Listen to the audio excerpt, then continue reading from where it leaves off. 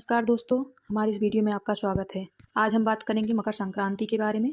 आइए जानते हैं 14 या 15 जनवरी किस दिन मनाई जाएगी मकर संक्रांति। जाने शुभ मुहूर्त और दान का महत्व। आइए जानते हैं। इस साल कई लोगों के मन में यह सवाल आ रहा है कि इस बार मकर संक्रांति 14 जनवरी को मनाई जाएगी या 15 जनवरी को। साथ ही स्नान दान का शुभ समय क्या रहेगा। आइए जानते हैं इससे जुड़ी पूरी जानकारी।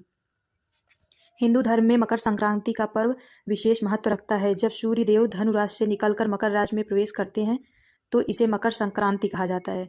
देश के अलग अलग हिस्सों में यह पर्व अलग अलग नामों से जाना जाता है। उत्तर भारत में इसे खिचड़ी, पंजाब में लोहड़ी, जबकि दक्षिण भारत में पोंगल के रूप में बड़े उत्साह के साथ मनाया जाता है।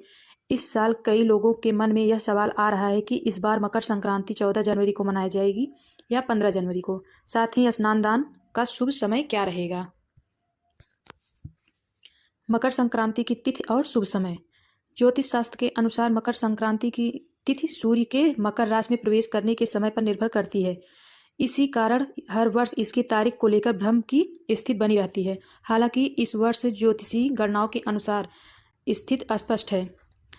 इस बार मकर संक्रांति का पर्व 14 जनवरी को मनाया जाएगा, लेकिन इससे जुड़े पुण्य कार्य जैसे स्नान और दान 15 जनवरी को करना श्रेष्ठ माना गया है।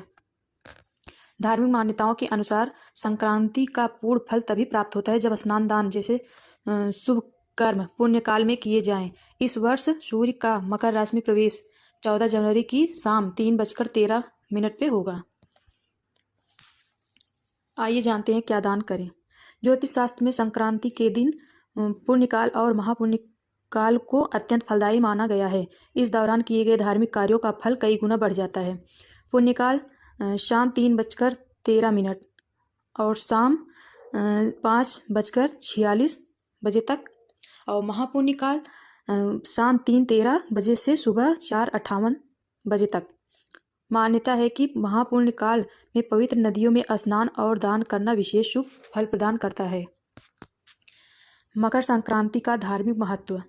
धार्मिक दृष्टि से मकर संक्रांति का दिन अत्यंत पावन माना गया है। इस दिन गंगा स्नान और दान पुण्य करने से विशेष पुण्य की प्राप्ति होती है। पौराणिक कथाओं के अनुसार इसी दिन भगवान सूर्य अपने पुत्र शनि देव से मिलने गए थे, जिसे पिता पुत्र के स्नेह और समर्पण का प्रतीक माना जाता है। मकर संक्रांति का पर्व हिंदू धर्म में बहुत महत्वपूर्ण माना जाता है। इस दिन सूर्य के धनु राशि से निकलकर मकर राशि में प्रवेश करने के साथ ही खरमास की अवधि समाप्त हो जाती है और मांगलिक कार्य शुरू हो जाते हैं। सूर्य के धनु राशि में प्रवेश करने पर खरमास शुरू होता है। इस दिन का धार्मिक दृष्टि से महत्व होने के साथ ही आध्यात्मिक नजरिए ये भी बहुत अहम माना जाता है कि इस दिन के बाद से ही सूर्य उत्तरायण होते हैं। इस दिन इस त्योहार का एक नाम उत्तरायण भी है। ये पर्व देश के अलग अलग हिस्सों में अलग अलग नामों से मनाया जाता है। ये पर्व ऋतु परिवर्तन और कृषि उत्सव के रूप में भी मनाया जाता है। इस साल ग्रहों की स्थिति और मान्यताओं के देखते हुए ये पर्व 2 दिन मनाया जाएगा। इसके अलावा इस दिन दुर्लभ संयोग भी बन रहा है, जिसमें स्नान दान बहुत पुण्य फल देने वाला माना जा रहा है। आइए जानते हैं।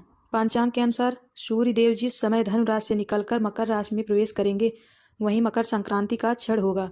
सूर्य देव 14 जनवरी 2026 को दिन बुधवार को दोपहर 3:13 बजे मकर राशि में प्रवेश करेंगे। 14 जनवरी 2026 को मकर संक्रांति का महापुण्य काल दोपहर 3:13 बजे से लेकर शाम 4:58 बजे तक है। यह अवधि 1 घंटे 45 मिनट तक रहेगा। वहीं मकर संक्रांति का पुण्य काल दोपहर में 3:13 बजे से शाम 5:45 बजे तक है। पुण्य काल 2 घंटे 32 मिनट तक है। मकर संक्रांति के स्नान के लिए महापुण्य काल, उसके बाद पुण्य काल अच्छा माना जाता है।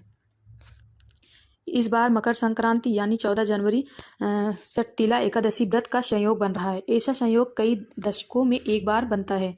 मकर संक्रांति पर एकादशी का संयोग होने से ये दिन और भी खास हो गया है। षटतिला एकादशी पर तिल का उपयोग 6 कामों में किया जाता है, इसलिए इसे षटतिला एकादशी कहते हैं। साल 2026 में सूर्य 14 जनवरी बुधवार की दोपहर लगभग 3 बजे धनु राशि से निकलकर मकर राशि में प्रवेश करेंगे, इसलिए इसके अगले दिन यानी 15 जनवरी को मकर संक्रांति का पुण्य काल माना जाएगा। यानी मकर संक्रांति से संबंधित स्नान दान का महत्व 15 जनवरी गुरुवार को रहेगा।